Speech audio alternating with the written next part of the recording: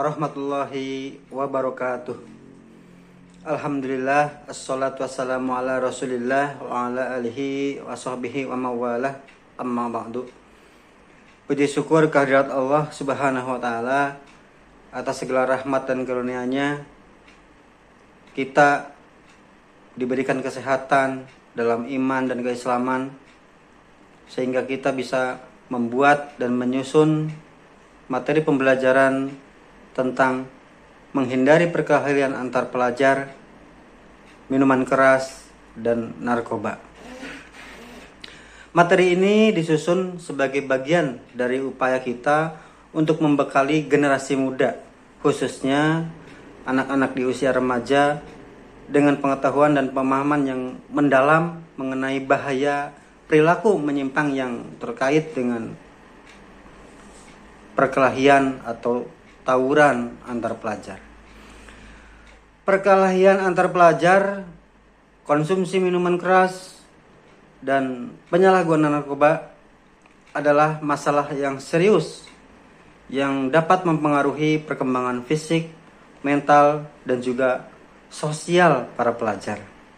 Oleh karenanya, penting bagi kita untuk memberikan pendidikan yang tidak hanya menjelaskan dampak negatif dari perilaku tersebut, tetapi juga menyediakan solusi dan strategi untuk menghindarinya.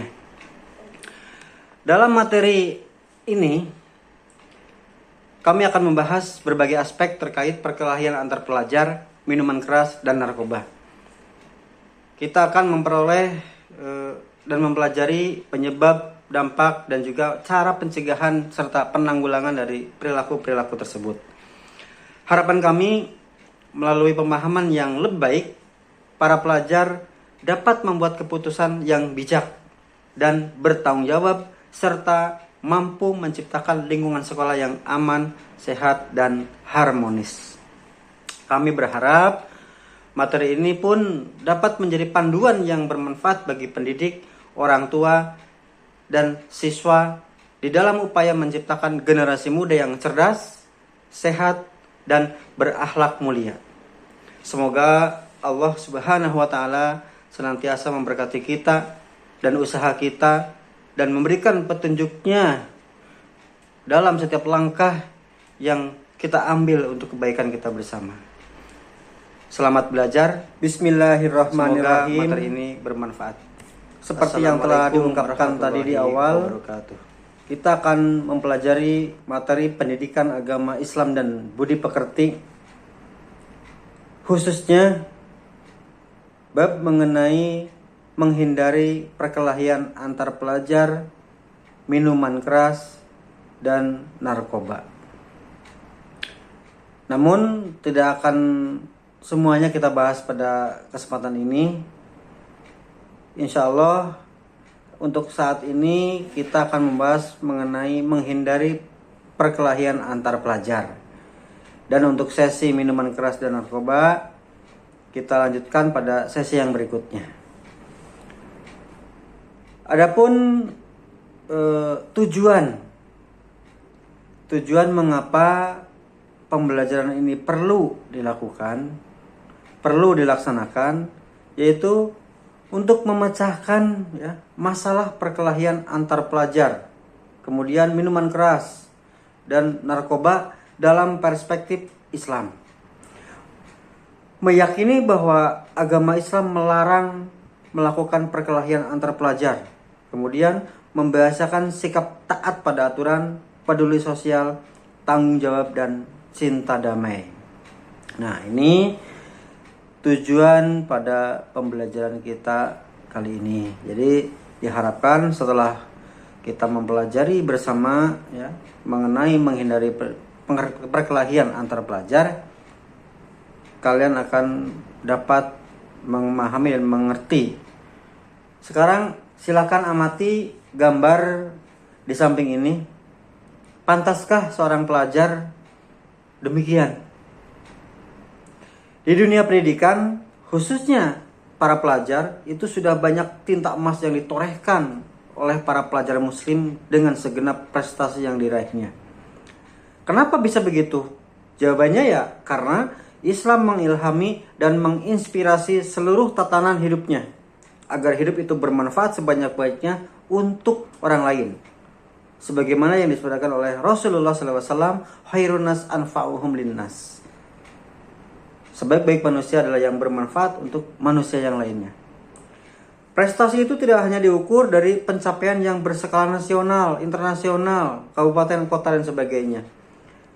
Hidup sesuai dengan ajaran Islam, baik bagi diri sendiri maupun lingkungan terdekat, termasuk juga di lingkungan sekolah, itu sudah termasuk prestasi yang patut dibanggakan.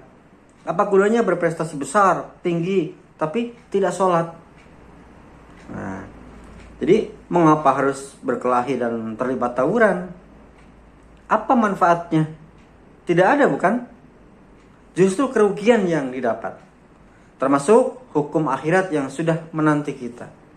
Dunia ini sudah penuh dengan masalah. Jangan ditambah lagi dengan masalah. Ketika ada masalah, janganlah kita lari dari masalah. Carilah solusinya. Jika belum diatasi, tetaplah optimis dan berdoalah kepada Allah agar diberikan solusi yang terbaik. Jadi apapun keadaannya, baik saat susah ataupun senang, sedih atau gembira, tetaplah bersama Allah Subhanahu wa Ta'ala. Terdapat beberapa istilah yang sering digunakan untuk menggambarkan perilaku yang menyimpang, yang biasanya dilakukan oleh pelajar, yaitu perkelahian dan tawuran. Perkelahian, kedua hal ini ya menjadi bagian dari masalah yang ada di dunia pendidikan, terutama di kota-kota besar. Dan ini perlu dicari solusi yang tepat agar perilaku ini tidak dianggap biasa atau lazim sebagai bagian dari kenakalan pelajar atau remaja. Jadi jangan sampai wajar, jangan. Nah, sementara makna dari tawuran pelajar adalah perkelahian yang melibatkan banyak pelajar atau perkelahian yang dilakukan oleh sekelompok orang yang mana perkelahian itu dilakukan oleh orang yang sedang berstatus pelajar. Jadi secara psikologis, perkelahian yang melibatkan pelajar atau usia remaja digolongkan sebagai salah satu bentuk kenakalan remaja. Nah, ini definisi perkelahian dan tawuran pelajar. Kemudian menurut Sarlito W. Sarwono, kenakalan pelajar atau remaja adalah perilaku seseorang yang masih belum dewasa, yang sengaja melanggar hukum, di mana pelaku sadar bahwa jika tindakan tersebut dilakukan oleh penegak hukum, diketahui oleh penegak hukum, ia bisa mendapatkan hukuman. Jadi bukan dia tidak tahu, ya, dia sudah sadar. Jadi pelaku itu sadar bahwa jika tindakan tersebut diketahui ya oleh yang berwenang, maka akan dapat hukuman. Kenakalan remaja termasuk perkelahian antar pelajar dapat diklasifikasikan menjadi dua jenis. Yang pertama adalah delinkuensi situasional, yaitu perkelahian yang terjadi karena adanya situasi yang membuat mereka merasa harus bertarung. Nah, ini kondisinya biasanya dipicu oleh kebutuhan untuk menyelesaikan masalah dengan cara yang dianggap tepat. Yang kedua, delinkuensi sistematik.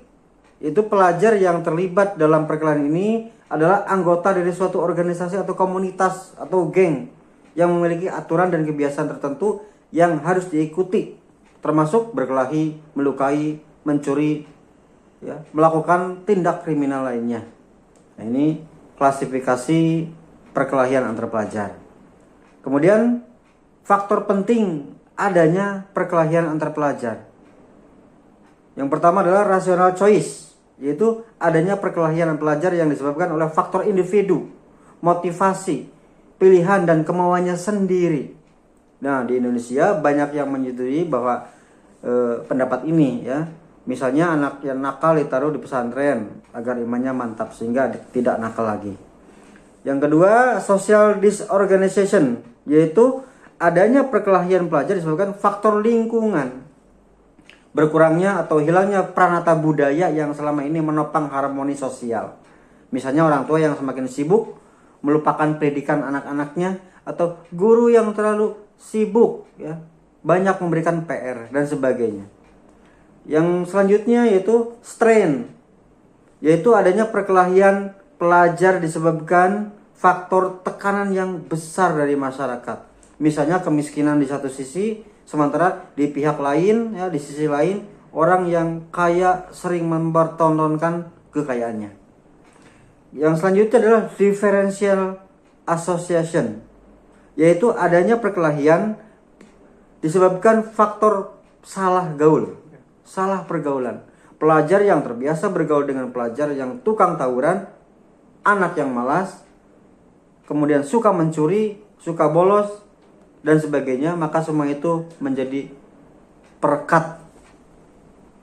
Jadi ini faktor yang cukup penting, ya, adanya perkelahian pelajar. Yang selanjutnya yaitu labeling, yaitu adanya perkelahian pelajar disebabkan oleh faktor yang terbiasa dicap sebagai pelajar yang nakal. Jika seorang pelajar sering dilabeli sebagai pelajar yang nakal oleh banyak pihak, maka label tersebut merasuk ke dalam dada, kemudian akibatnya jadilah pelajar yang nakal. Selanjutnya, male phenomenon. Adanya perkelahian pelajar yang disebabkan oleh faktor jenis kelamin, bahwa anak laki-laki itu lebih nakal dibanding anak perempuan. Alasannya ya, anak laki-laki biasanya lebih nakal atau besarnya budaya maskulin, sehingga anak laki-laki itu terkesan nakal. Kemudian, bagaimana cara mencegah perilaku yang menyimpang ini? Yang pertama, beri peluang untuk berkembang. Sediakan banyak kesempatan bagi pelajar untuk mengembangkan minat, bakat, dan potensi mereka. Yang kedua, ciptakan kehidupan keluarga yang harmonis. Pastikan hubungan dalam keluarga berjalan dengan baik. Jaga keutuhan keluarga serta ketenangan di antara anggota keluarga. Yang ketiga, setiap anak memiliki keunikan. Anak-anak itu unik. Bahkan yang kembar sekalipun, jangan pernah menyamakan potensi mereka. Karena apa? Hal ini dapat menimbulkan rasa iri.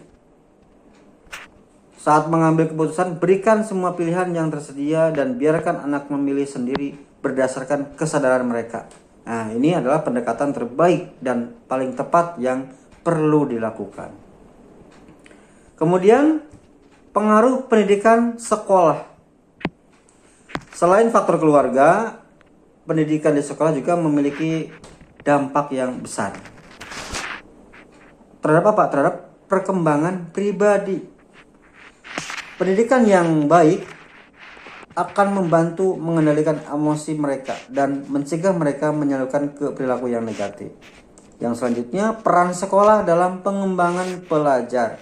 Sekolah harus mendukung, ya, perkembangan pelajar secara positif karena fungsi, ya, sebagai tempat pendidikan, bimbingan, dan perlindungan jika muncul masalah. Oleh sebab itu, peran guru BP dan guru senior yang berpengalaman sangat penting untuk memberikan arahan dan bimbingan.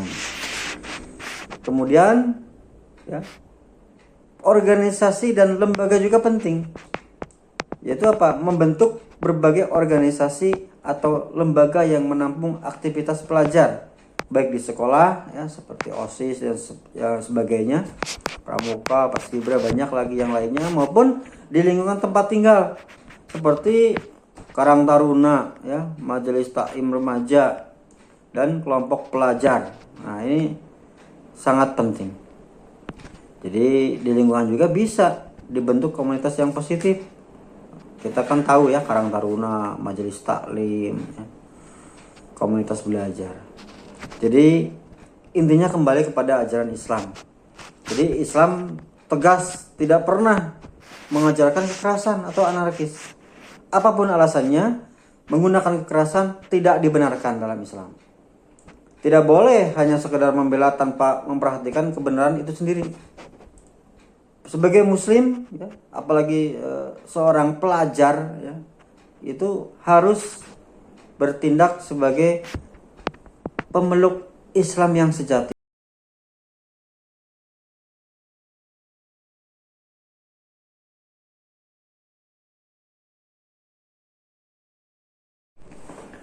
Demikian pembahasan kita untuk kesempatan kali ini. Semoga bermanfaat. Usikum wa nafsi bitaqwallah. Wassalamualaikum warahmatullahi wabarakatuh.